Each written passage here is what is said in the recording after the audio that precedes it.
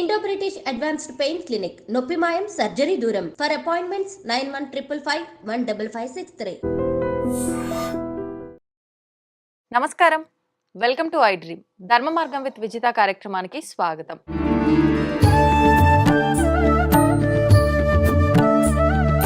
వివాహం విషయానికి వస్తే పాత రోజుల్లో వివాహానికి ఇప్పుడు జరుగుతున్న వివాహాలకి చాలా వ్యత్యాసం అయితే కనిపిస్తోంది. అయితే మనకు పాత రోజుల్లో వివాహాల విషయానికి వస్తే 16 రోజుల పెళ్లిగా అని చెప్పి 5 రోజుల పెళ్లిగా అని చెప్పి ఎవరికి వాళ్ళు ఎవరికి తోచిన విధంగా బంధుమిత్రులు అందరి కోలాహలంతో చక్కగా జరుపుకునేవారు. చాలా ఆనందంగా ఉండేది. కానీ ప్రస్తుత రోజుల్లో చూస్తే రోజులు 5 రోజులుగా జరుపుకుంటున్నప్పటికీ ఖచ్చితంగా పాత రోజుల్లో ఉండే సాంప్రదాయాలు పాటిస్తున్నామా లేదా అనేది ఒక చర్చనీయాంశంగా మారింది. ఇప్పుడు అసలు నిజంగా వివాహ తంతు ఏ రకంగా ఉంది, ఇప్పుడు చేస్తున్న వివాహ తంతు అంతా సాంప్రదాయంగా పద్ధతి ప్రకారంగా కరెక్ట్గానే ఆచరణలో వెళ్తుందా, ఎలా ఉంది అనే విషయాలు ఇప్పుడు గురువుగారితో మాట్లాడి తెలుసుకుందాం. ప్రస్తుతం మనతో పాటు ఉన్నారు ప్రముఖులు శివరుద్ర సాధు గారు. ఇప్పుడు వారితో మాట్లాడేద్దాం. నమస్తే అండి. నమస్కారం అమ్మా, చెప్తాలి. వివాహం విషయానికి వస్తే పాత రోజుల్లో చిన్నతనంలోనే వివాహాలు చేసేవాళ్ళు. కానీ ఇప్పుడు చూస్తే అసలు చిన్నతనంలో వివాహాలు కాదు కదా, 20 దాటిన వాళ్ళకి వివాహాలు చేస్తేనే ఇంకా చిన్న వయస్సు అనే ఒక పోకడ ఉంది. నిజంగా అంటే ప్రభుత్వం ఒక వయస్సు నిర్ణయించబడినప్పటికీ అసలు ఎందుకు వివాహ వయస్సు అనేది అంత చిన్న వయసులో చేసేవాళ్ళు, ఇప్పుడు ఎందుకు ఆలస్యం అవుతోంది? అప్పుడు అంటే చిన్న వయసులో చేసినా ఏ మెచ్యూరిటీ లేకపోయినా కూడా అప్పటి వాళ్ళు చాలా చక్కగా కలిసి ఉన్న వాళ్ళని చూస్తున్నాం. ఇప్పుడు అంతా తెలుసుకొని మంచి మెచ్యూరిటీ వచ్చిన తర్వాత ఇప్పుడు వివాహాలు జరిగినప్పటికీ ఇప్పుడు విడాకుల సంఖ్య ఎక్కువగా ఉంటుంది. ఏంటి దాని ఆంతర్యం ఏంటంటారు? మంచి బలమైన ప్రశ్న. మనం ఎలా మాట్లాడొచ్చు అంటే అమ్మా, యాక్చువల్లీ మీరు అన్న ప్రశ్నలో ఒక విషయం బలంగా ఏమనొచ్చు అంటే, యువత ఎక్కడ మిస్యూజ్ అవుతున్నారు. మీరు అడిగిన అంతరార్థం పెళ్లి విషయం వచ్చినప్పుడు ఇప్పుడున్న ఫుడ్ హ్యాబిట్స్ పక్కన పెడదాం. చాలామంది ఏమంటారంటే హై డైట్ వల్లనో లేకపోతే కొన్ని కంటామినేటెడ్గా తినడం చేతనో బాడీలో చేంజెస్ వస్తాయన్నాయి అని అంటున్నారు. అదొక 10% 20% అనుకుంటే, ద వే ఆఫ్ థింకింగ్, ఆ సెన్స్ బాగా పని చేయించేలా చేస్తున్నారు. అంటే నేత్రంతో ఆనందం, మొబైల్సే కానీ కంప్యూటర్సే కానీ ఏదైనా కూడా ఎవ్రీథింగ్ ఫైండ్ అవుట్ అవుతుంది. కానీ మనస్సాక్షి ఫైండ్ అవుట్ అవ్వట్లేదు. అందులో బాగా గుర్తుపెట్టుకోండి, ఒక ఆడపిల్ల మనస్సాక్షి అప్పట్లో 16వ ఏట మొదలయ్యేది.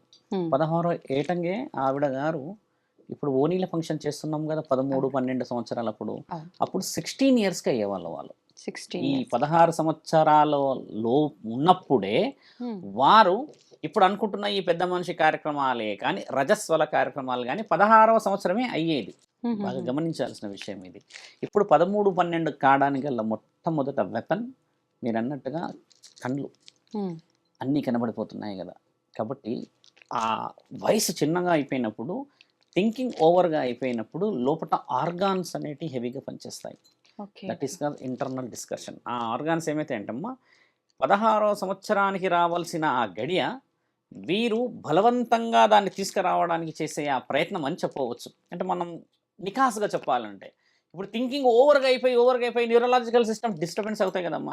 ఆ విధంగా కూడా చాలా మంది ఈ మధ్య కాలంలో జరుగుతున్నారు స్త్రీల విషయం. అయితే మీరు అన్నట్టుగా అమ్మ, 16వ సంవత్సరంలో అయిన ఆ అమ్మాయికి కరెక్ట్గా 11 రోజులు మనం మంగళ స్నానాలు చేయించడము, వడి నింపడము, తర్వాత మిగతా కార్యక్రమాలు చేస్తారు. మీకు తెలుసా అమ్మ, శాసన గ్రంథంలో ఒక చోట ఏమి రాసిందనంటే 16వ సంవత్సరంలో ఆడబిడ్డకి అంటే ఈ పెద్ద మనిషి కార్యక్రమం అయినప్పుడే బ్రహ్మ మరో రాత రాస్తాడు ఆవిడకి. అందుకని ఒడి నింపుతారు. ఒడి ఎందుకు నింపుతారు? ఒక ముత్తైదు కాదు ఆవిడ, అలానే ఒక ఘనకార్యాలు చేసిన ఒక స్త్రీ కాదు, చిన్న జీవితమే కదా. ఇప్పుడు మరో జీవితానికి ఏ విధంగా శరీరం సహకరిస్తుంది అనేది, ఒడి ఎలా నింపితే ఆవిడ జీవితం అలా ఉంటుంది అని అంటారు. ఇప్పటికి కూడా మీరు గమనించండి, ఒక ముత్తైదులతోనే ఒడి నింపిస్తారు, ఒక 2, 3 పిల్లల్ని కన్న వాళ్ళతోనే ఒడి నింపిస్తారు, కొంచెం పెద్దగా కుటుంబాల్లో బాగా బతికి ఉన్న వాళ్ళతోనే ఒడి నింపిస్తారు. ఎవరు పడితే వాళ్ళు యూత్ వచ్చి నిల్చుంటా అంటే పెద్దవాళ్ళు కొంచెం గట్టిగా చెప్పి జరుపుతారు. దానికి ముఖ్యమైన ఉద్దేశం ఏంటంటే అమ్మా, ఒక స్త్రీ ఆ 11 రోజులు జరిగే ఆ రక్తస్రవం ఎంతటి బలంగా జరిగితే శరీరంలో ఉన్న మార్పులు అంత స్థితిని అనుభవించగలవు. ఎలా దాని అర్థం కూడా చాలా మందికి తెలియాలి. పండ్లు చూడండి, 11 రకాల పండ్లు పెడతారు, వంటలు 11 రకాలు పెడతారు, ఇంకా వాళ్ళు చేసే పిండి పదార్థాలు 11 రకాలు పెట్టి మేనమామలు మేనత్తల ద్వారానే ఆ కార్యక్రమం జరుగుతుంది. ఇదొక విషయం. రెండోది, పెద్దవాళ్ళు ఇలా ఆ అమ్మాయికి సంబంధించిన విషయాలు చేసేటప్పుడు ఏమో పెద్దవాళ్ళు ఉంటారు, కానీ శుభకార్యానికి అమ్మాయి విషయం వచ్చేసరికి ఏమో ఈ వరుసలో వస్తారమ్మా. ఇలా వచ్చినప్పుడు ఏం జరిగేదంటే ప్రకటన ఇచ్చినప్పుడు ఏం చేసేవాళ్ళంటే ఊర్లో ఉన్న పెద్ద మనుషులంతా వచ్చి ముఖ్యముగా ఈ అమ్మాయికి సంబంధించిన విషయం చూసేవాళ్ళు. ఎందుకు వేరే ఊరికి ప్రకటన పోయేది, అసలు వేరే ఊర్లోకి ఎందుకు ఈ అమ్మాయిని ఇచ్చేవాళ్ళంటే ఆ ఊర్లో ఉన్న వ్యక్తులైనా ఈ ఊర్లో ఉన్న వ్యక్తులైనా ఒక తంతు ద్వారానే పెళ్లి చేసుకోవాల్సిన కార్యక్రమం ఉండేది. ఇప్పుడు మన దగ్గర కూడా వేరే ఊరు వాళ్ళు, అక్కడ ఉన్న వాళ్ళు, ఇక్కడ ఉన్న వాళ్ళు చేసుకునేవాళ్ళు. ఒక నానుడు ఏముందంటే అమ్మ, మన దగ్గర 7 ఋషివర్యులు ఉన్నారు. మీకు తెలిసిందే, నేను గతంలో మనం మధ్యలో ఒకసారి మాట్లాడాము, ఆపేసాము. ఒక మునీశ్వరుడు ఏం చేశాడంటే అమ్మ, ఆయన గారు 15 మంది భార్యలను పెళ్లి చేసుకొని 15 మందికి ఒక్కొక్కళ్ళకి 10-12 మంది పిల్లలు అన్నా కూడా 150 మంది అవుతారు.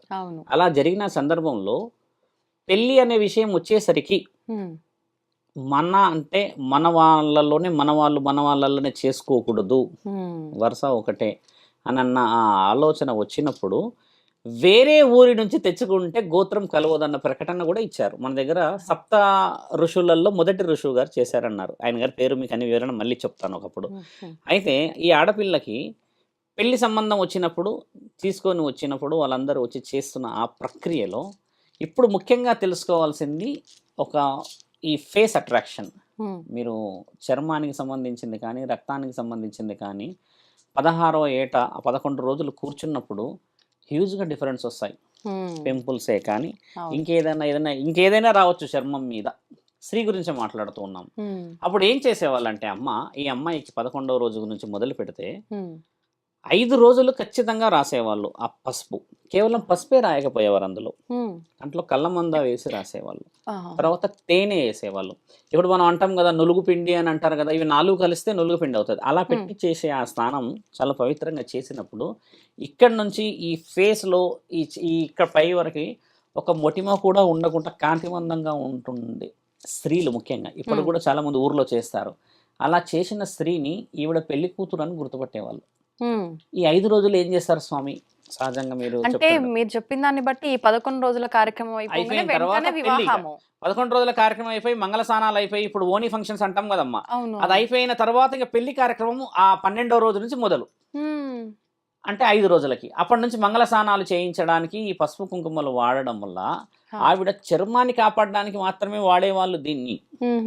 మళ్ళీ ముఖ్యంగా ఇది కొంచెం డీప్గా వెళ్ళి చెప్తే 16 సంవత్సరాల ఒక స్త్రీ జీవితం మొత్తం తెలుసుకునేలా పెద్ద మనుషులు కూర్చొని కొన్ని వివరణ చెప్పేవాళ్ళు. ఏం వివరణ చెప్పేవాళ్ళు తెలుసా అమ్మ? 5 పతివతల గురించి చెప్పేవాళ్ళు. ఎందుకంటే ఇవిడ పెళ్లి చేస్తున్నారు, కొత్త జీవితం, ఒక పురుషుడు కొత్తగా మన జీవితంలోకి వస్తున్నాడు, బాధ్యతలు ఏ విధంగా మోయాలి, బరువు బాధ్యతలు ఏ విధంగా తీసుకోవాలని వీళ్ళు ఘనమైన చరిత్ర కలిగిన వాళ్ళ గురించి చెప్పేవాళ్ళు. మన దగ్గర ఏంటంటమ్మా కొన్ని వేల మంది ఉన్నారు మహాపతివతలు, కానీ 5 విషయాలే ఎందుకు మాట్లాడతారు అన్న విషయం మనం మాట్లాడతామా. వాళ్ళు దేవాది దేవతలని కూడా గెలిచి రుజువు చేయబడ్డ మహాపతివతలు వాళ్ళు. ఒక మహాపతివత లక్షణాలు ఏమి అని చాలా మంది అడుగుతారు కదమ్మా. అడిగినప్పుడు ఏంటంటే చాలా మంది ఏం చెప్తారంటే ఈ విధంగా రెస్పెక్ట్ ఇవ్వాలి, అత్తమామని గౌరవించాలి, వంట నేర్చుకోవాలి, అలకాలి, ఇంకేదేదో చెప్తారు కదా. యాక్చువల్లీ అది కాదు. ఒక పతివత లక్షణం ఏంటంటే అమ్మ, మొదటి స్థితిని తీసుకున్న వాళ్ళు మన దగ్గర సతీ సావిత్రి గారు. ఆవిడే మొదటి స్థానంలో కొన్ని వందల సంవత్సరాల నుంచి ఆవిడే ఉన్నారు. ఈ సతీ సావిత్రి గారు చేసిన మొట్టమొదటి కార్యక్రమం ఏంటంటే అమ్మ, ఆవిడ ఎంతటి మహాపతివత అంటే లక్ష్మీమాత సరస్వతి మాత ఇద్దరు కలిసి నేనంటే గొప్ప నీవంటే గొప్ప అన్న ఒక సందర్భం ఏర్పడినప్పుడు బ్రహ్మదేవుడు వస్తాడు.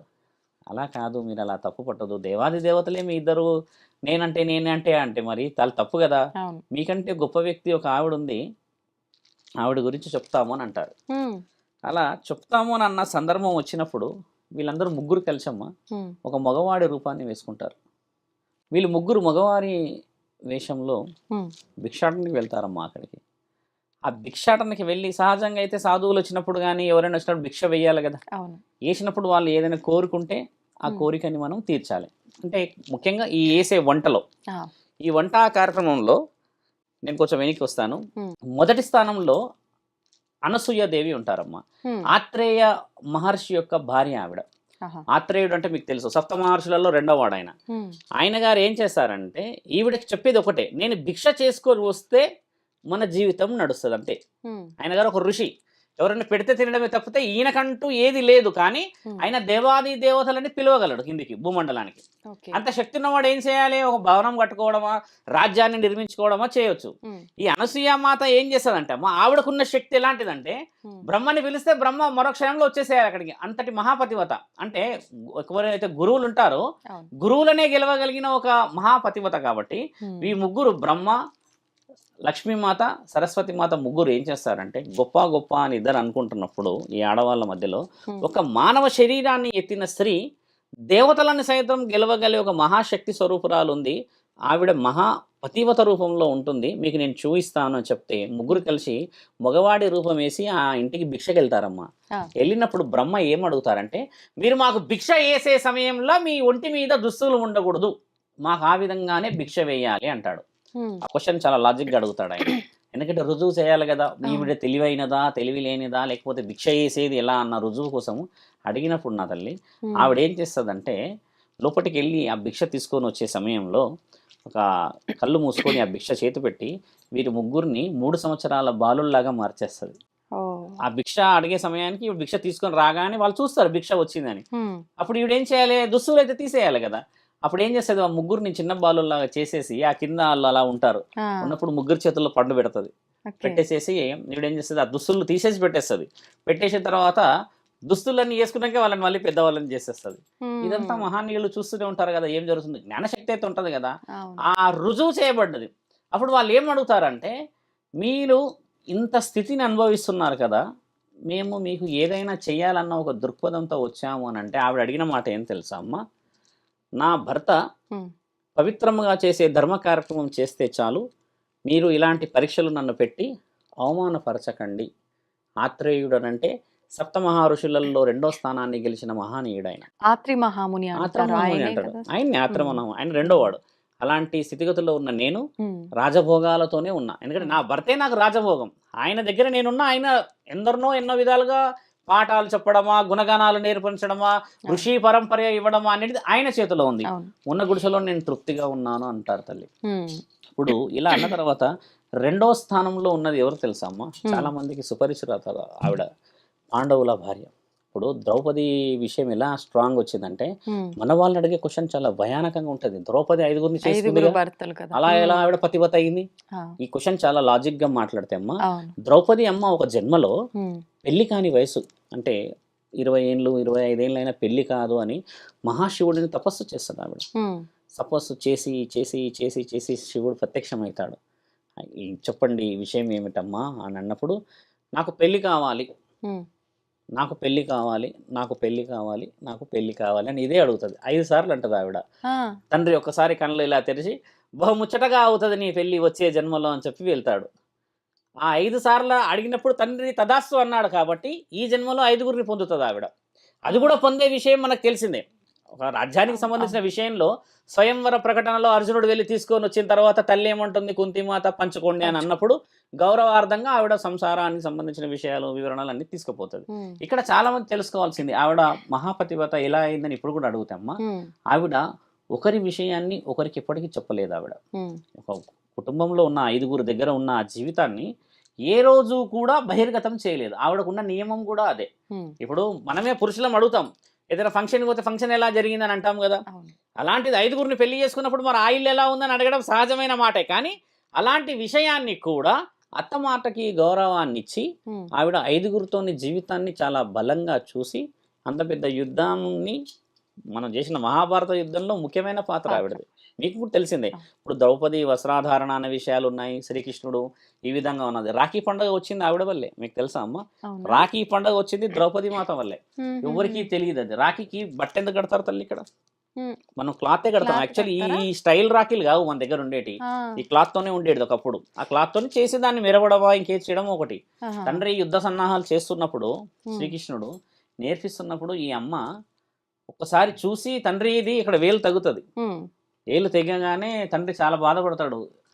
సడన్ గా వచ్చేసి చీర చింపింది, రక్తం కారుతూ ఉంటే ఆ నొప్పిని చూసి కట్టేసింది. ఒక స్త్రీ ఎంతటి ఆలోచనలో ఉంటుంది కదా అని చెప్పి తండ్రి ఏం చేస్తాడు, ఆమెకు మాటిస్తాడు, నువ్వు కట్టిన ఈ చిన్న నులుగు పోగు ఉమ్, ఒకరోజు నిన్ను కాపాడే స్థితి వచ్చినప్పుడు నన్ను దాటి ఎవరు రారు అని చెప్తాడు. అదే ఆ వస్త్రంలో తండ్రి ఇలా నించొని వేస్తాడు. ఆ ఉమ్, మాట ఇచ్చినప్పుడు ఆవిడ నీ జూదంలో ఏదో విషయం జరిగినప్పుడు అవును. తక్కువ అంచనా వేస్తారు కదా. ఉమ్, అలా పుట్టినది మన రాఖీ పండుగ. నేను చెప్పి పెట్టాను గతంలో. ఉమ్, ఆవిడ అయిపోయిన తర్వాత అమ్మ ఇప్పుడు మూడో స్థితిలో ఉన్నది ఎవరు తెలుసా తల్లి? ఉమ్, చాలా మందికి తెలుసు.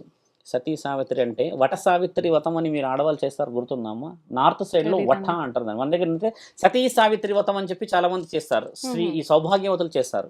ఓకే. ఈవిడ గారు చేసిన ఘనకార్యాలకి ఆవిడకు వచ్చిన బిరుదు అది. ఉమ్, ఈ నార్త్ సైడ్ ఎక్కువ పాటిస్తారు. మన దగ్గర ఈ సావిత్రమ్మకు సంబంధించిన విషయాలు తక్కువ అవును. శాతంగా ఉంటాయి.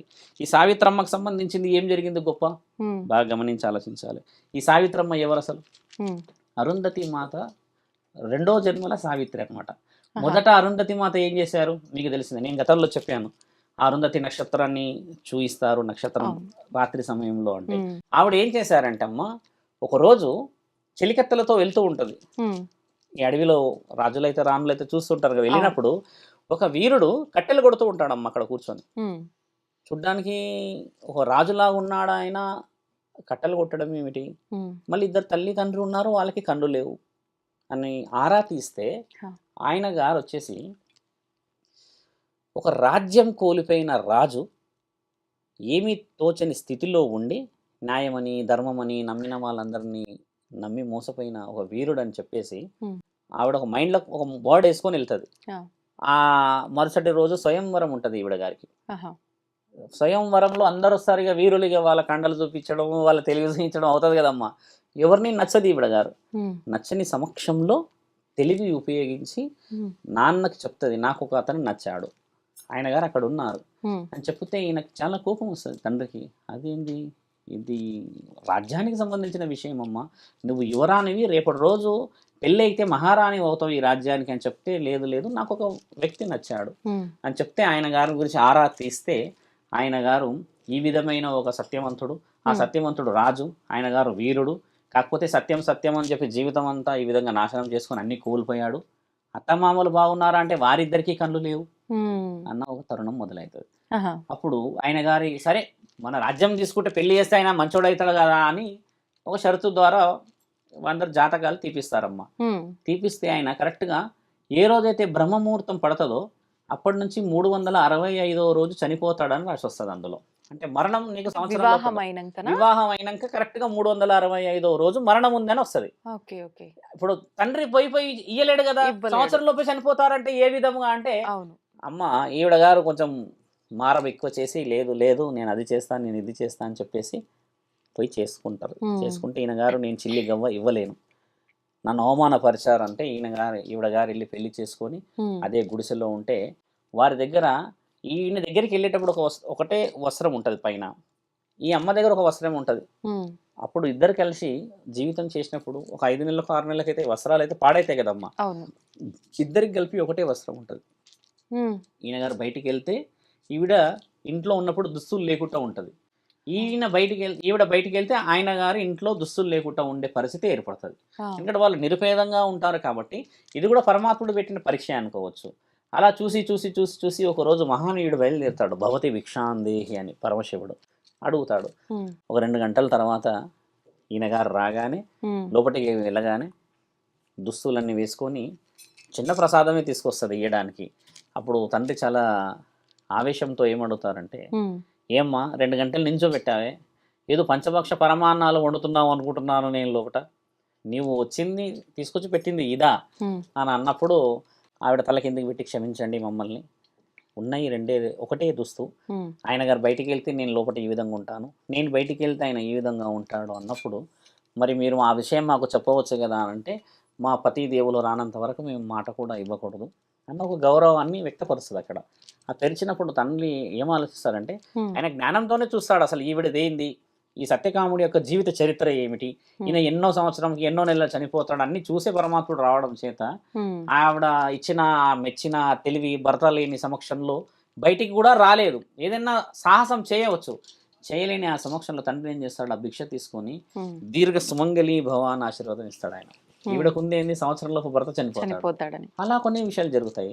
ఉమ్, తండ్రి అలా వెళ్ళిపోతాడమ్మా. వెళ్ళిపోయినాక సంవత్సరం తిరిగి అంటే ఆయన రానే ఆయుష్ అంతవరకే ఉన్నా సంవత్సరం ఉన్నా తండ్రి మాట మార్చుకునే ఇచ్చేళ్తాడు. అవకాశం ఉంది ఆశీర్వాదం వల్ల. తండ్రి ఏమన్నాడు ఈవిడకి చెప్పేది ఏంటంటే దీర్ఘంగా సుమంగలి అని ఇచ్చేళ్తాడు. అవును. ఈవిడేం అడగదు, ఏంటి ఎలా అని అడగదు. ఉమ్, 365వ రోజు దిగుతాడు మహానీయుడు యముడు, ఇంకా ఉమ్, ఆ దున్నపోతు మీద దిగి ఈయన తీసుకెళ్తాడు. ఉమ్, భర్తని తీసుకెళ్ళినప్పుడు ఆయనతో పాటు ఈవిడ కూడా వచ్చేస్తుంటది వెనకాల, శరీరం వదిలిపెట్టేసి. ఉమ్, అప్పుడు ఈయన గారు యముడు ఏమంటారంటే, అమ్మ ఆయుష్ మాత్రం ఆయనది, నీకు ఇంకా ముందుగా పరిపూర్ణ స్థితి ఉన్నది, ఉమ్, మీరు ఆపవలెను, మీరు చెప్పితే వినాలి నా మాట, ఉమ్, మీరు అలా రాకపోవడం చేతనే మీకు శుభం.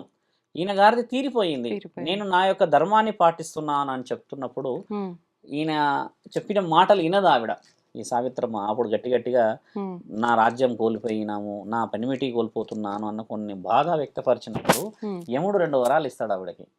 నీకు నేను 2 వరాలు ఇస్తానమ్మా, నీ అవును. పెనిమిటి లేకపోయినా నువ్వు బతకవచ్చు రాజ్యంలో అని చెప్తే ఆ వరాలు తీసుకుంటుంది ఇవిడ. ఒకటేమో అత్తమామలకి కళ్ళు రావాలని కోరుతుంది వరం, ఉమ్, రెండోదేమో నా రాజ్యం నాకు తిరిగి రావాలని కోరుతుంది. ఉమ్, 2 వరాలు తదాస్తు అనేస్తాడు ఆయన.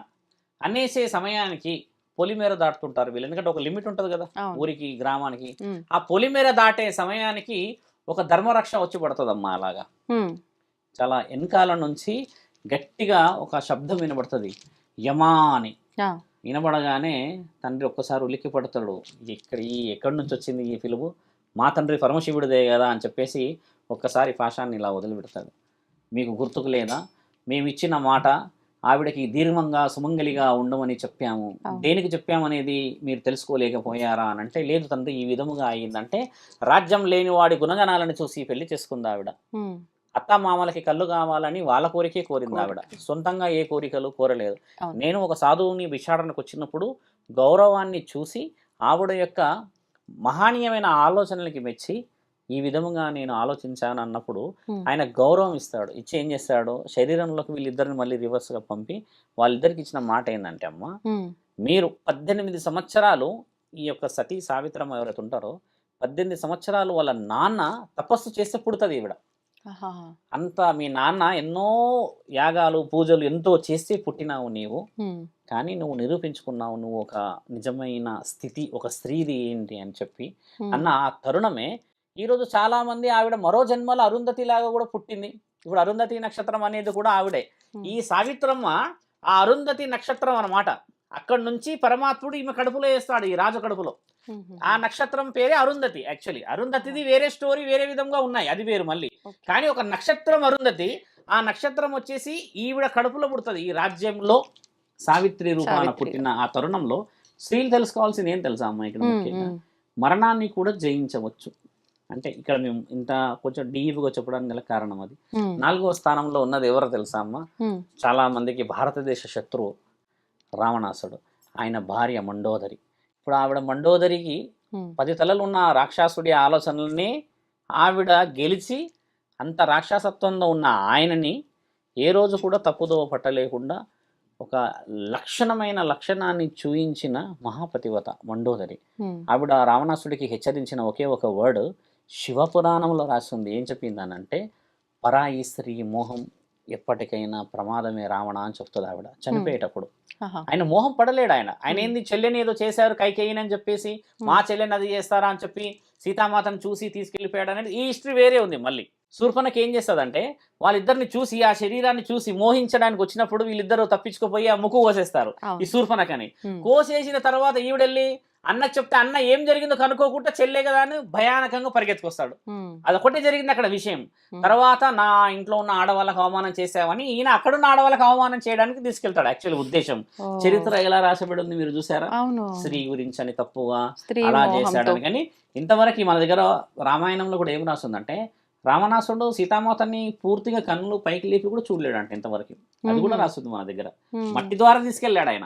అంటే అంటారు కదా స్వామీజీ, ఇప్పుడు ఉమ్. రావణాసురుడు ఆమెను బలవంతంగా అంటే స్త్రీ వ్యామోహంతో తీసుకెళ్ళాడు. తీసుకెళ్ళాడు, కానీ ఆయన ఎన్నో జ్ఞానాలు చదివిన ఆయన కాబట్టి స్త్రీ యొక్క అనుమతి లేకుండా ఆమె వైపు కూడా శివతాండవం. చూడొద్దు కాబట్టి చూడలేదు అని. ఆ స్త్రీ అనుమతి లేని ఆయన ఏం చేయలేడు అనుకున్నాడు. అది న్యాయమైన వాడే కదా. ఉమ్, ఆయన అక్కడ వరకు ఏం చేయలేడు. ఆయన అనుమతి తల్లి అయితే ఇక్కడ అలా చేసినట్టు మన దగ్గర దాఖలు లేవు. అవును, ఆయన చేసింది ఏంది, మట్టి ద్వారా ఆయన తీసుకెళ్లిపోయి ఒక లంకలో పెట్టేశాడు. ఆయన దేవుడు. ఇప్పుడు శివతాండవం రాసింది రావణాసుడే కదమ్మా. ఈరోజు మీరు మేము అందరం వింటున్న పాట ఆయన గారు రాసిందే అది. ఆహాహా. ఆయన శివధనస్సు విజయధనస్సు పొందిన వీరుడు ఆయన. ఉమ్, ఆ విజయధనస్సుని ఆయనకి ఇచ్చిన వాళ్ళు జమదాగ్ని. ఉమ్, జమదాగ్ని అంటే ఎవరు తెలుసా తల్లి? ఉమ్, పరశురాముడి తండ్రి. ఇలా ఆహా. కొన్ని హిస్టరీస్ ఉన్నాయి. ఒకసారి శివధనస్సు విజయధనస్సు ఒకసారి వరంలో వస్తే ఉమ్, వాళ్ళకి విజయమే ప్రాప్తి, అంటే న్యాయంగా వదిలేయాలి. కానీ రావణాసుడు అన్యాయంగా ఉండేసరికి ఉమ్, మన రాముడి యొక్క బ్రహ్మాస్త్రం ఆయన మీద పనిచేసింది. బ్రహ్మ కంటే శివుడి యొక్క విజయధనస్సు చాలా గొప్పది. అలాంటిది శివుడి యొక్క విజయధనస్సే ఎన్నికి తగ్గిందంటే రావణాసుడు ఎక్కడున్నాడు? తప్పులో ఉన్నాడు. ఉమ్, తప్పులో ఉండడం చేత బ్రహ్మాస్త్రం ఆయన మీద పనిచేసింది. అంటే ఇక్కడ ధర్మాన్ని గురించని. ఓకే. అలా ఉన్న ఆ మాటలో చూసుకుంటే కొంచెం డీప్గా ఎందుకు చెప్తున్నా అంటే అమ్మ, ఉమ్, ఒక స్త్రీకి ఇవన్నీ ఇంత డీప్గా స్టోరీస్ చెప్పేవాళ్ళు మన దగ్గర.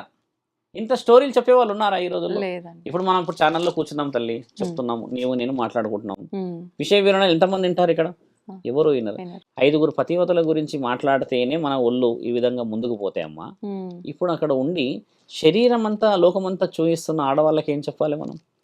పసుపు రాసుకొని ఒళ్ళంతా నీళ్ళతో తడుపుకొని అక్కడ శరీరాన్ని చూయించి that of to very near క్లోజ్గా తీసే వీడియోస్తోని ఉమ్, కెమెరా వాళ్ళు చూస్తారు.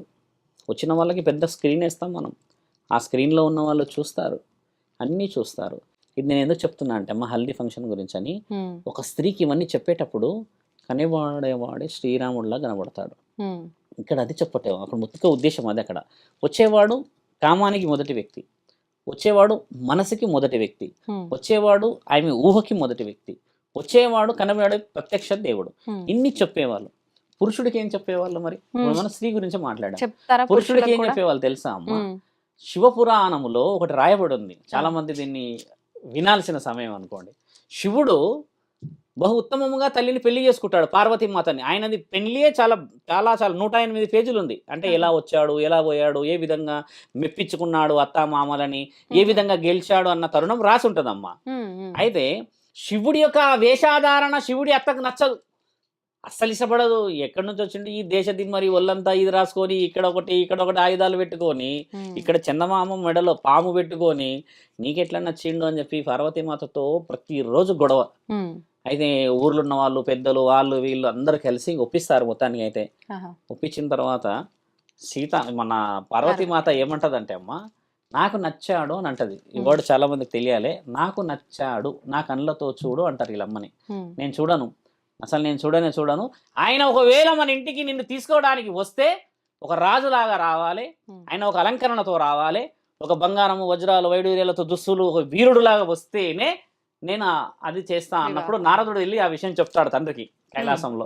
చెప్తే ఓహో ఖచ్చితంగా తీరుస్తాము వారి కోరికనని చెప్పేసి అన్ని దగదగా మెరిసే వజ్రాలు వైడూర్యాలు అన్ని ఆయన చూడడానికి స్ఖలుడు.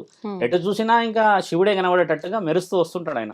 వెండి కొండల వాడు ఎలా వస్తాడు అలా వస్తూ ఉన్నప్పుడు ఊర్లో ఉన్న వాళ్ళందరూ అబ్బబ్బబ్బా ఎంత అందగాడు శివుడు, ఇంత అందాన్ని మనం అది చేసామే అని అనుకుంటుంటారు కదా తల్లి. ఆయన అలా అలా అలా మొత్తానికి అయితే పందిరికి వస్తాడు. పందిరికి రాగానే అమ్మ, శివుడిది ఇది తండ్రిది కాబట్టి చెప్తున్నా, వీళ్ళ ఎవరైతే ఉన్నారో అత్తకి భిక్షం అడుకునే వాళ్ళ కనబడతాడు ఆయన. అంతే, అందరికేమో యువరాజులాగా ఎట్లా కనబడతాడు ఆయన త్రిశూలం పట్టుకొని, ఈమెకేమో ఇంటికి వచ్చి ఇలా చేతిలో పట్టుకొని నిలబడ్డట్టు కనబడతాడు భిక్షాటకుల్లాగా. ఎందుకంటే ప్రేమించాడు కదా, ప్రేమించాడు కాబట్టి. ప్రేమని చాలా మంది ఈరోజు తల్లిదండ్రులు అల్లుడు ఎంత గొప్పవాడైనా తక్కువ చూస్తారు, ఎందుకంటే వీళ్ళకి ఇష్టం ఉండదు కదా. దాని ఉదాహరణ రాసి ఉన్నది అందులో శివపురాణంలో. అందరికీ కనబడిన మహానీయుడు ఈవిడకి మాత్రమే భిక్షాటకుడిలాగా ఎందుకు కనబడతాడనంటే, నేను నీకు కాదు నచ్చినది నీ కూతురి కళ్ళతో నన్ను చూస్తే నేను యువరాజునా మహారాజునా లేకపోతే ఏ రాజునో కనబడతానంటే అత్తకి ఇష్టం ఉండదు. ఇప్పుడున్న కరెంట్ జనరేషన్ మాట చెప్తే, అరేంజ్ మ్యారేజ్లో వచ్చే అల్లుడు రాగానే ఇంటికి ఈ అత్త ఈ మామకి కాళ్ళు వంపుతాయి. ఎందుకంటే వీళ్ళు తెచ్చుకున్నారు కదా, వీళ్ళు తెచ్చుకున్న వారికి ఈ అమ్మాయి ఇష్టం ఉందా ఇష్టం లేదా ఇది సంబంధం ఉండదు కదా. కాబట్టి గవర్నమెంట్ జాబు, నల్లగున్నాడా ఎట్లున్నాడా ఇవన్నీ ఏదో చూసేదైతే పెళ్లి చేస్తారు కదా. ఆ పెళ్లికి ఉన్న విలువ ఏంటంటే అమ్మాయి మనసు చూడకపోవడం. అక్కడ మహానీయుడు చూసింది మనస్సు, ఆ మనసులో ఈవిడ కొలువై ఉన్నది, అదే అర్ధనారీశ్వరి తత్వం కదా. ఆ అత్త చూడలేకపోయింది, ఎందుకంటే ఆయన ఇష్టపడి వచ్చాడు కదా అమ్మాయిని. ఈ వర్షన్ చెప్తారు. ఇప్పుడున్న దాంట్లో ఎందుకు అల్లుడికి అంత రెస్పెక్ట్ ఇస్తారనంటే, ఎక్కడ కాదంటాడు, మేము తెచ్చాముగా. ఒకవేళ ఆయన నచ్చినుంటే మేము కాదన్నా వద్దన్నా ఆవిడని తీసుకొని వెళ్ళిపోతాడుగా. ఇంత డీప్ డిస్కషన్ మన యూత్ మర్చిపోయింది ఇక్కడ. Hmm. ఇది చెప్పాల్సిన అవసరం శివపురాణం ఎవరికి చెప్తుండే? Hmm. ఈయన గారికి చెప్పేవాళ్ళు. నాయన ఈ విధంగా చేసుకున్నాడు శివుడు, ఈ విధంగా కాపాడబడ్డది మన సంస్కృతి అని చెప్పేవాళ్ళు. శ్రీరాముడి చరిత్ర చెప్పేవాళ్ళు. శ్రీరాముడి చరిత్ర ఎలా చెప్పేవాళ్ళు తెలుసా అమ్మ? ఇల్లు, తండ్రి మాట, అన్నదమ్ముల స్థితి, రాజ్యంలో ఉన్న భోగాల గురించి చెప్పేవాళ్ళు. ఆయన ఎప్పుడు అన్నదమ్ములని వదలలేడు కదా. తండ్రి ఒక మాట అనక ముందుకే రాజ్యాన్ని వదిలిపెట్టి 14 సంవత్సరాలు వెళ్ళిపోయాడు కదా. భరతుడు, తర్వాత లక్ష్మణుడు, వీళ్ళందరూ కూడా ఆయన రాక కోసం ఎదురు చూశారు, అంతేకాని ఎక్కడో కూడా అశ్రద్ధ చేయలేరు కదా. ఇలాంటి విషయాలు బాలరాముడి నుంచి మొదలుపెట్టి ఆయన సీతామాతని పెళ్లి చేసుకునేంత వరకు చెప్పేవాళ్ళు ఏం జరిగింది అని. అంటే దీంట్లో ఏముండే, కుటుంబ ఒక నేపథ్యం ఎలా ఉంటుంది అని చెప్పేవాళ్ళు. పురుషుడు అవన్నీ వినేవాడు. ఈ పసుపు పెట్టుకుని ఈ కార్యక్రమాలు, మేనమామలు వచ్చి ఈ కార్యక్రమాలు జరిగే పసుపు కుంకుమలు మీరన్నా ఈ బండారు పెట్టుకున్న దానికి ఇంత విలువతో మీరు చేస్తున్నారా? లేదు. ఇప్పుడు చేయనప్పుడు నీకు ఏ రైట్స్ ఉన్నాయని నువ్వు అది చేస్తున్నావు? ఎందుకు హల్దీ ఫంక్షన్స్ ఎందుకు చేస్తున్నారు? ఇప్పుడు హల్దీ ఫంక్షన్ చేయాల్సిన అవసరం లేదు. మీకు కావాల్సింది బ్యూటీ. బ్యూటీ కాబట్టి యూ బ్రింగ్ ఏ బ్యూటిషియన్. ఆ బ్యూటిషియన్ తెచ్చుకొని మీరు జూమ్ కెమెరాస్ పెట్టేసుకొని రుద్దించుకోండి ఫేస్ అంతా. దానికంతా ఓకే. పసుపు అని పేరు పెట్టి దాన్ని అపవిత్రం చేయడం ఎందుకు? నీళ్లు చల్లుకొని నీ శరీరం అంతా కనబడేలా. భార్యాభర్తలు, అక్కడ భర్త ఉంటాడు, ఇక్కడ భార్య ఉంటాడు. యాక్చువల్లీ ఇక్కడ పురుషుడు, ఇక్కడ స్త్రీ ఉండాలమ్మా. వాళ్ళిద్దరు ఒక సమయానికి కలవాల్సినది. ఆ ముహూర్తానికి ఒక రోజు గంట ముందు ఇట్లా వస్తారు కదా. అలాంటి తరుణం వదిలిపెట్టేసేసి వీళ్ళిద్దరు ఒక దగ్గర కలిసే తరుణం ఎక్కడ ఉంది మరి? ఇక్కడ ఎంగేజ్మెంట్ ఉంది మన దగ్గర.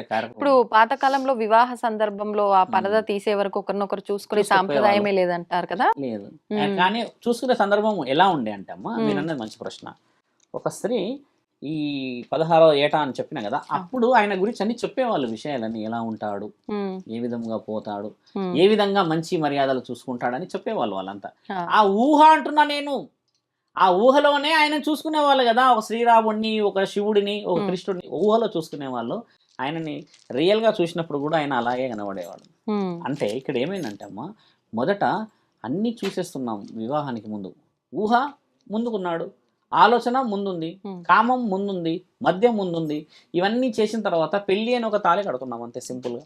ఇప్పుడు అలా కట్టడం చేత ఏం జరిగింది తెలుసా అమ్మ? ఇక్కడ లాస్.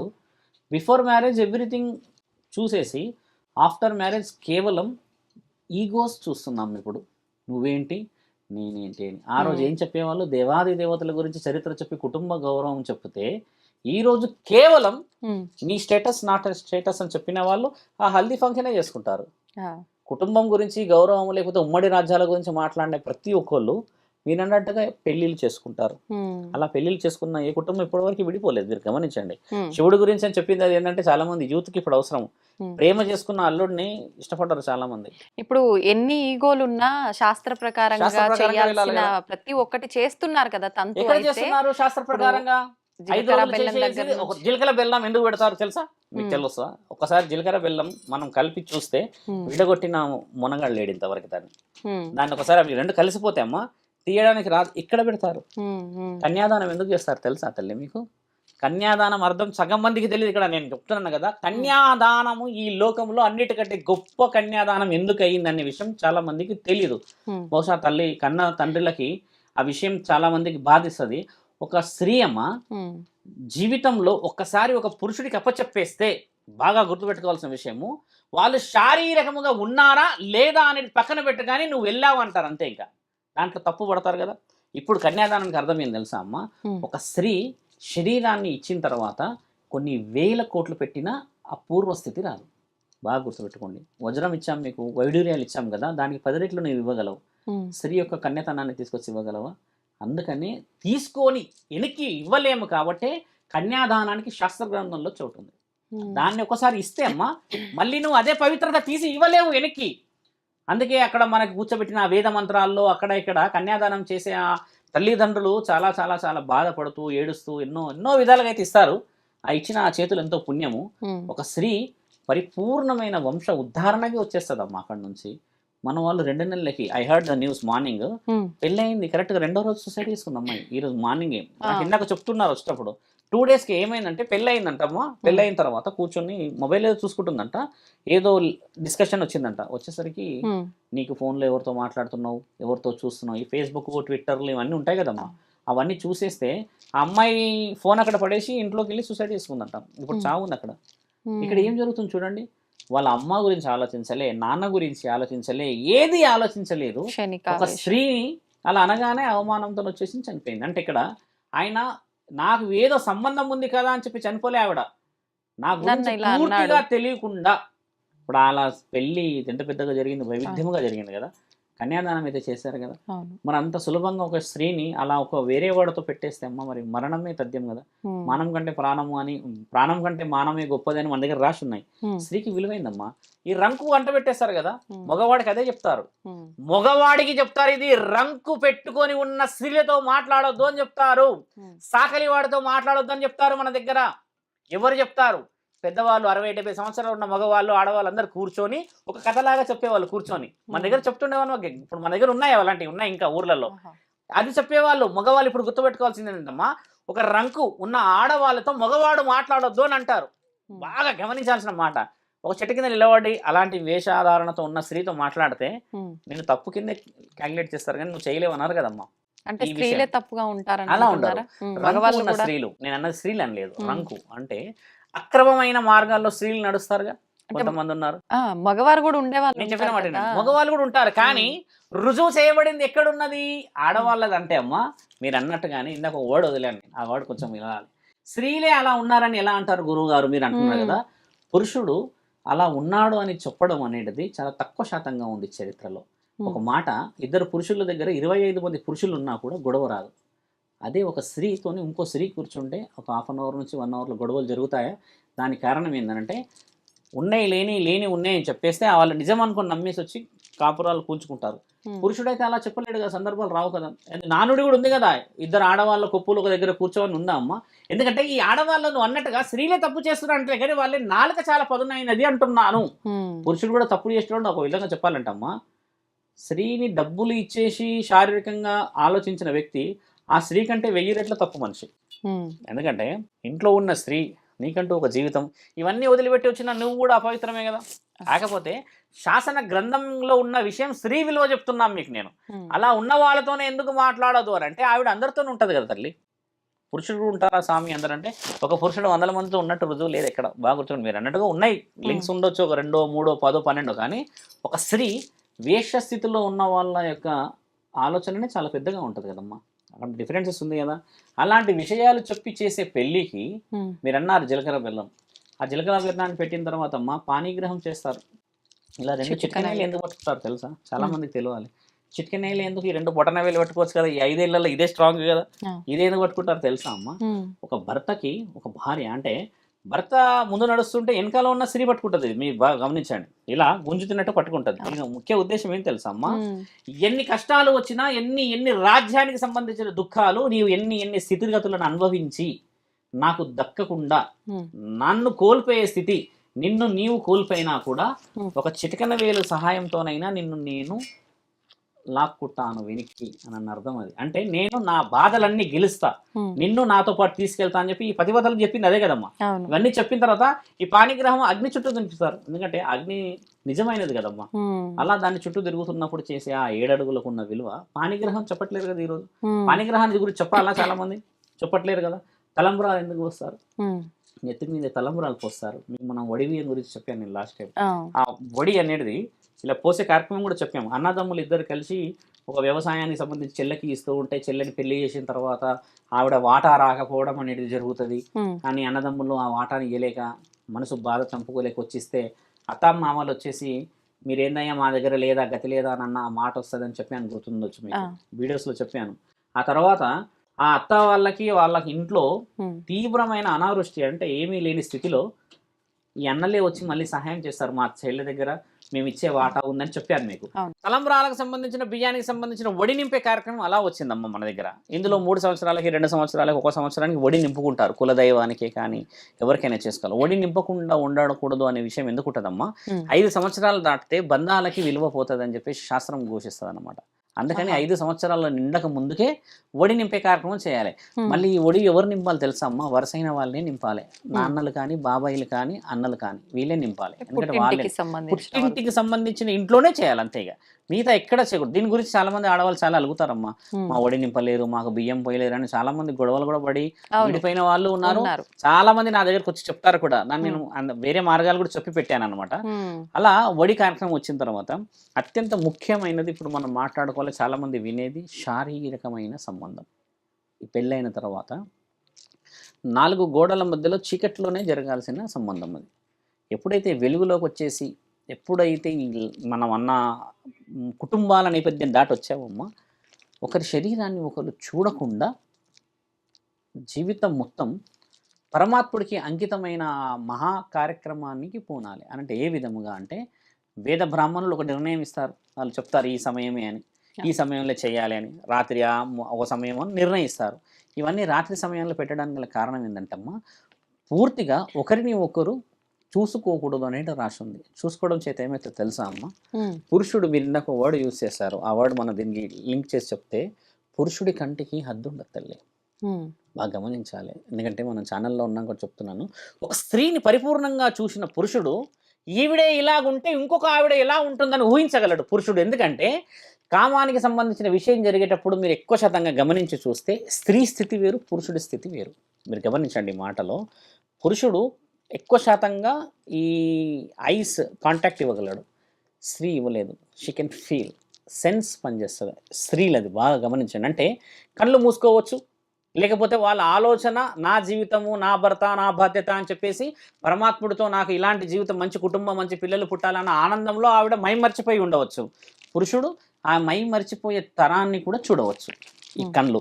అందుకనే నేను ఇంతకుముందు చెప్పాను, ఎందుకు చిన్న చిన్న వాళ్ళకి రేప్ కేసులు అవుతాయి, ఎందుకు ఈ విధంగా కొంతమంది మీద 5-6 సంవత్సరాల పిల్లల మీద జరుగుతుందన్న విషయం ఏంటంటే, they can imagine one figure to other figure. అంటే అర్థమైందమ్మా, ఒక స్త్రీని, ఒక హీరోయిన్ ఉందనుకుందాం, ఈవిడ కానీ ఈయన ఈ విధంగా ఇమాజినేషన్ తీసి ఇక్కడ అప్లై చేయగలడు.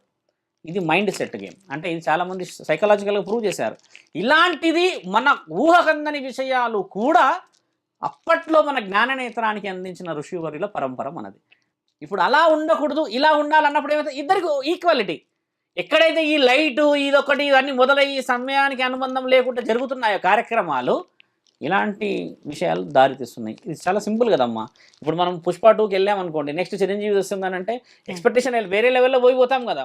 కాబట్టి ఎక్స్పెక్టేషన్స్ పురుషుడికి ఉన్నాయి, ఇక్కడ స్త్రీకి లేవు నా తల్లి. దాంట్లో ఎవరైనా అడ్డుకున్నా నేను వైవిధ్యముగా కూర్చోడానికి సిద్ధమే, డిబేట్కి వచ్చిన. అదే రాసున్నాయి మన గ్రంథాలు, శివపురాణంలో రాసున్నాయి ఈ విషయాలు. నేను చెప్పిన విషయాలన్నీ కూడా వివాహానికి సంబంధించింది, వివాహం ఒక జీవితం సంబంధించింది శివపురాణంలో ఉంది. అంటే ఇప్పుడు మీరు చెప్పిన దాంపత్యానికి సంబంధించిన విషయాలు ఏ విధంగా ఉండాలో రాసింది మొత్తం. నేను చెప్పినది అబ్సల్యూట్లీ సైంటిఫిక్ ప్రూవెన్ క్వశ్చన్ అమ్మా. ఇది డాక్యుమెంటేషన్ ఉంది మన దగ్గర. ఒక విషయం నేను లాస్ట్ టైం కూడా చెప్పానమ్మా, అమెరికాలో ఒక అబ్బాయి, ఒక స్త్రీ, ఒక పురుషుడు, 20-25 మంది స్టూడెంట్స్లో ఒక టీచర్ వచ్చి discussion what about yesterday topics అని అంటది కదమ్మా. అన్నప్పుడు ఏమన్నదానంటే, ఆవిడ ఒక పర్టికులర్ స్టూడెంట్ని కొడుతున్నారు.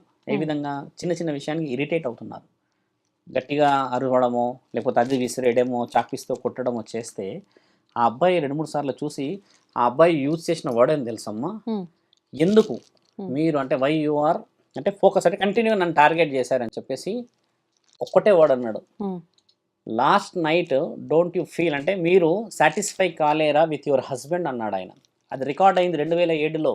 It was proven she not satisfied with అంటే ఫ్యామిలీ, ఆయన హస్బెండ్తోని సెక్షువల్గా హరాస్మెంట్లో ఉంది ఆవిడ అని రుజువైంది. డాక్యుమెంట్ ఉంది, you can Google it also. తర్వాత ఆ అబ్బాయి అలా అడిగినందుకు ఆవిడ తీసుకెళ్ళింది డీన్ దగ్గరికి. డీన్ దగ్గర తీసుకెళ్ళినప్పుడు ఏం చేశారంటే, ఎందుకు ఇలా అన్నాడు అని చెప్పేసి ఈవిడ పర్సనల్ లైఫ్ ఎంక్వైరీ చేస్తే, ఆవిడ భర్తతోని 2-3 మంత్స్ నుంచి ఉండట్లేదు, ఫ్యామిలీ గొడవలతో ఉండి ఆ హెజిటేషను, ఆ యొక్క ఇరిటేషన్ అంతా స్టూడెంట్స్ మీద అప్లై చేస్తుందని రుజువైంది. 9 మంత్స్ తర్వాత వచ్చింది. ఇది ఉంది మన దగ్గర, లండన్లో అయింది ఇది. అంటే ఇక్కడ ఎంత ఇంటర్లింక్ డిస్కషన్. ఇప్పుడు ఆ అబ్బాయి ఆ అన్న వర్డ్ నీ శారీరకమైన ఆలోచనల గురించి చెప్పాడు అని అంటే అమ్మా, ఎక్కడ ఏం కోల్పోతున్నాం మీరు అన్నది విచక్షణ. మీరు గమనించండి, ఈ రోజుల్లో చాలామంది ఉన్నారమ్మా మహానుభావులు, స్త్రీని పట్టించుకోరు, కానీ పరిస్థితి దగ్గర మాత్రం కావాల్సిన అన్నీ చేస్తారు. అంటే ఇక్కడ ఉద్దేశం ఏంది, ఈవిడ అందంగా లేదనా, లేకపోతే ఈవిడ స్త్రీ గుణగాలు లేవన్నా అని చెప్పి చాలామంది అడుగుతారు కదా. మీరు ఒక వర్డ్ వదిలేరు, కోర్టు దగ్గరికి ఎందుకు వెళ్తున్నారు స్వామి అని అన్నారు ఫస్ట్ ఇంటర్వ్యూలో. అయితే లాస్ట్ వర్డ్ వచ్చింది కాబట్టి చెప్తున్నాము. ఆ వర్డ్ ఎందుకు వస్తుంది తెలుసా అమ్మ, ఎక్కడైతే అక్రమమైన ఆలోచనలు ఉంటాయో అక్కడి నుంచే ఇవన్నీ మొదలవుతాయి. ఎందుకంటే మూడో వ్యక్తి నీ కుటుంబంలోకి ఎంట్రీ అయ్యాడనంటే అయిపోయాయి, నువ్వు ఇంకా నీ జీవితం నాశనమే. ఏ స్త్రీ అయినా కూడా అమ్మ అన్నీ పంచుకుంటుంది భర్తతోని, కానీ పరస్త్రీతో పడక పంచుకోవచ్చు. చూడండి, అన్నీ పంచుకుంటుంది. నువ్వు రక్తము కూడా తీయమ్మా, మెడ కూడా కోసేయి, నువ్వు నీకేమి కావాలో అన్నీ పెట్టేస్తుంది. ఇక్కడ కావాలా, గోల్డ్ కావాలా అన్నీ ఇచ్చేస్తుంది. నువ్వు బాగుంటే చాలు అంటది. కానీ పడక సుఖం గురించి ఊహించలేదమ్మా స్త్రీ. అంత గొప్పది కదా. సేమ్ అదే విధంగా పురుషుడు కూడా ఆలోచిస్తాడు. ఇంకా నా భార్య నాతోనే అన్ని విషయాలు ఆలోచిస్తారు. కొంతమంది కొన్ని విధాలుగా పోతారంటే అది ఇమ్మేచ్యూర్ డిస్కషన్స్. మనం మాట్లాడుతుంది కూడా ఛానల్లో కూర్చున్నాం కాబట్టి వ్యాలిడ్ మన చరిత్ర సనాతన ధర్మం యొక్క గొప్పతనమే చెప్తున్నాం. అలా రుజువు చేయించబడ్డాయి తల్లి. ఎంత శక్తి ఉంటే మన శాస్త్రంలో ఒక కామానికి అంత పెద్ద శిలల మీద చెక్కి గుడికి పెడతారమ్మా. అదొక ఒక విలువ శక్తి ఉన్నదే కదా. పురోహితుడు చూయించేవాడు అవన్నీ, ఆ తల్లిదండ్రులు చూయించకపోయేవారు సిగ్గుతో. వీళ్ళందరూ చూస్తే ఓహో ఈ విధంగా ఉండాలని. ఎల్లోరా శిల్పాలు, ఇప్పుడు అజంతా శిల్పాలు ఎవరు చెక్కారు తల్లి?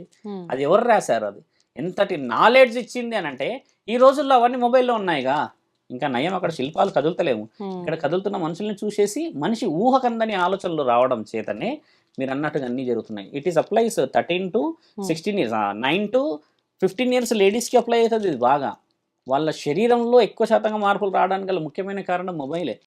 ఫుడ్ 10-20% తల్లి, దాన్ని మార్చలేం మనం. కానీ వాళ్ళ థింక్ ఓవర్గా అయిపోతుంది కదా. అదొకటి. పురుషుడు కూడా సేమ్ అదే స్థితి. 16 సంవత్సరాలకు పెళ్లి చేస్తే అమ్మ 26-20 సంవత్సరాల వరకే, 25-26 వరకే 5-6 మంది పిల్లలు గనేసేది. ఆవిడ బాధ్యతలన్నీ ఇప్పుడు ఏముండేటి? కుటుంబమే. ఇప్పుడు 26-27 ఏళ్ళకి పెళ్లి చేసుకున్న వాళ్ళందరికీ ఏముంటుందంటే అమ్మ, మీరు అన్నట్టుగా ఎడ్యుకేషన్ బాగా అయిపోయి, ఫైనాన్స్ ఒకటి, ఈఎంఐస్ అన్ని ఉండేసి నువ్వెంత ఆఫ్టర్ ఆల్ అంటారు. ఆఫ్టర్ ఆల్ అన్న వర్డ్ రాకుండా ఉండడానికి నేను ఆ రోజు అన్ని విధాలుగా పెళ్లి చేసేవాళ్ళు కదా. అంత తరుణంలో ఈ హెల్దీ హెల్దీ హెల్దీ అని అంటున్నారు కదా, ఈ హెల్దీ లేదు ఇక్కడ. ఇప్పుడు నేను చెప్పిన దాంట్లో ఇక్కడ హెల్దీ కనబడిందా మీకు? లేదు. శాస్త్రానికి శరీరానికి సౌందర్యవతిలాగా ఉండాలని చెప్పేసి ఆ పెళ్లి పందిరిలో ఎవరు అంటే ఆవిడ పెళ్లి కూతురని కనబడేలాగా ఆ అందం చందం కనబడే, ఆ పసుపుకున్న విలువ కనబడేది. ఈ రోజుల్లో చూస్తున్నాం ఆ పెళ్లి కూతురు ఎవరు అని చెప్పేసి గుర్తుపట్టడానికి రావట్లేదు. అప్పుడు పసుపు పెట్టినప్పుడు ఆ కాంతి వేరే ఉండేది. ఇప్పుడు కొంతమంది పసుపు రాసుకొని వెళ్తే ఆ ఫంక్షన్స్లో ఈవిడని విచిత్రంగా చూస్తారు అందరూ. ఈవిడేందో మొత్తం రాసుకొని పోలేరమ్మలా వచ్చిందని చెప్పేసి.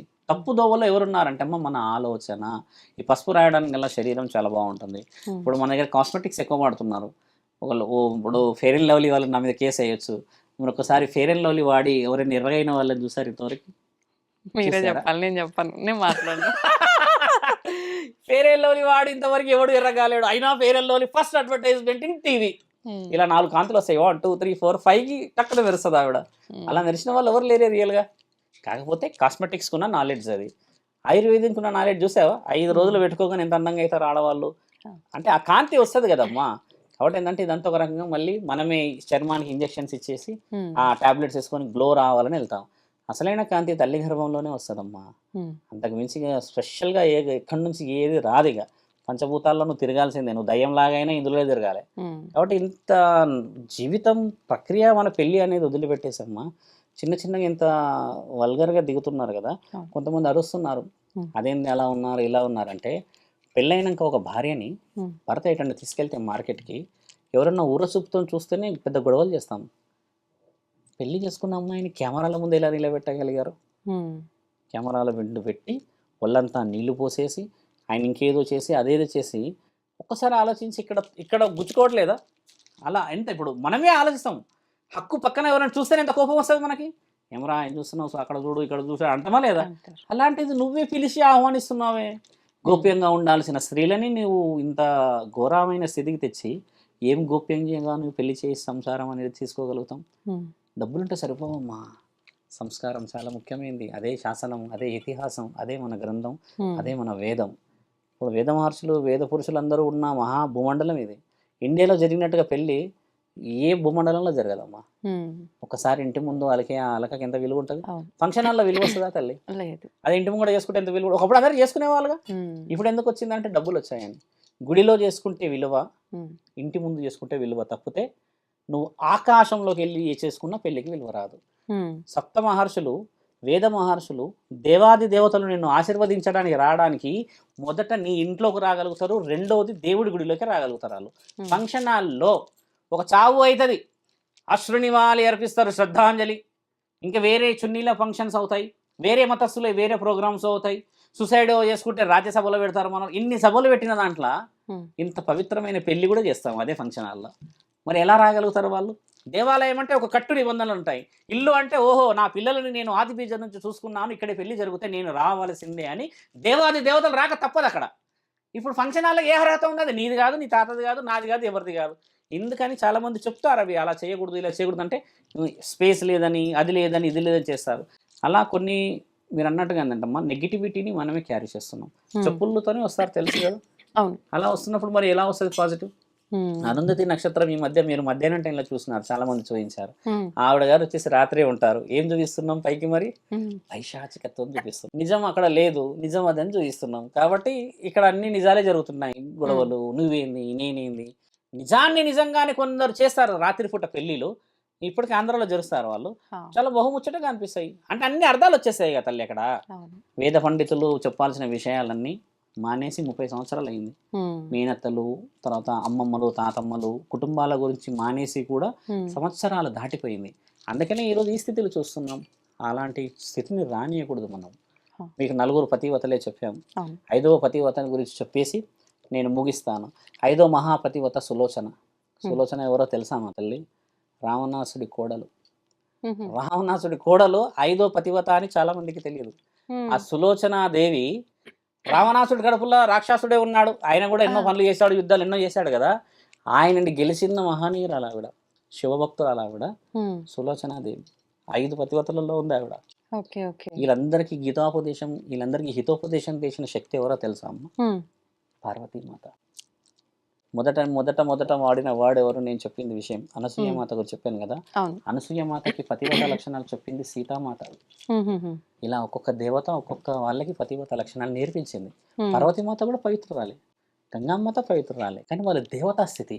కానీ మానవ శరీరాన్ని ఎత్తిన స్థితి వీళ్ళకి జ్ఞానోదయం చేస్తే వాళ్ళు రుజువు చేయబడ్డారు. అలా మాట్లాడాలి అంటున్నాము ఈ రోజుల్లో స్త్రీలు. సులోచన గురించి చివర ఎందుకు చెప్పానంటే రాక్షసుడిని కూడా మార్చే శక్తి స్త్రీలకు ఉన్నది. అలాంటిది వదిలిపెట్టి మనోళ్ళు ఈయనతో పాటు ఈమె కూడా రాక్షసులు వెళ్తాడు. నువ్వు సిగరెట్ తాగుతాడు, ఈవిడ తాగుతాడు, నువ్వు తాగుతా ఈవిడ తాగుతాడు. ఇద్దరు కలిసి రోడ్డు మీదకి వచ్చి కొట్టుకుంటారు. కొట్టుకోండి హ్యాపీ. నాకు భార్యాభర్తలు కొట్టుకుంటే అందరికి హ్యాపీ. కానీ కడుపులో పుట్టిన ఆ చిన్న పిల్ల, ఆ కొడుకు బిడ్డ 3-4 సంవత్సరాలు వీళ్ళు ఎందుకు గొడవ కొడుతున్నారు అని ఒక్కసారి కిందికి చూస్తే బాధ. కానీ మూర్ఖులమ్మ. 3 సంవత్సరాలకు నాన్న ఏడున్నాని, అమ్మ ఏడుందన్న వాళ్ళకి ఈరోజు కోర్టులు, పోలీస్ స్టేషన్ల సమాధానాలు చెప్పలేక వస్తున్నాయి. వారి గురించి అన్న గొడవ పడకుండా ఉండాలగా. నీకు ఒకవేళ గొడవే ఆడదే కావాలంటే ఎంతమంది ఆడవాళ్ళు లేరు ఈరోజు లీగల్గా, ఎంతమంది పురుషులు దొరుకుతలేరు లీగల్గా. పెళ్ళి అనే మాట పెట్టి ఎందుకమ్మా గొంతు కోయాలి? ఆ తల్లిదండ్రులు ఎంత బాధపడతారు తల్లి. వచ్చే కుటుంబాలు ఇవి చాలా పాపం బాధ అవుతుంది. సంసారానికి గుణం ఉంటే సరిపోదు, దాన్ని పాటించే తత్వం ఉండాలమ్మా. అది మీరు అడిగిన అత్యంత వివరమైన ప్రశ్న. నిజంగానే మీరు చెప్పిన ఒక మాట అయితే నాకు చాలా బాగా నచ్చింది. ఎంత ధనం ఉన్నా ఏదున్నా సంస్కారం ముఖ్యం. నిజంగా ఇప్పుడు ఆ సంస్కారం లోపించడం వల్లనే మన అంటే ధర్మ ప్రకారంగా జరగాల్సిన ఆచారాలు పక్కకు పెట్టడం ఒకటి, సంస్కారం లేకపోవడం ఒకటి. దాని వల్ల ఈ అనార్థాలన్నీ కూడా జరుగుతున్నాయి. మళ్ళీ పాత రోజులే వస్తున్నాయి అని అంటున్నారు అన్ని విషయాల్లో. ఈ విషయంలో కూడా రావాలని కోరుకుందాం. ధన్యవాదాలండి. ధన్యవాదాలు.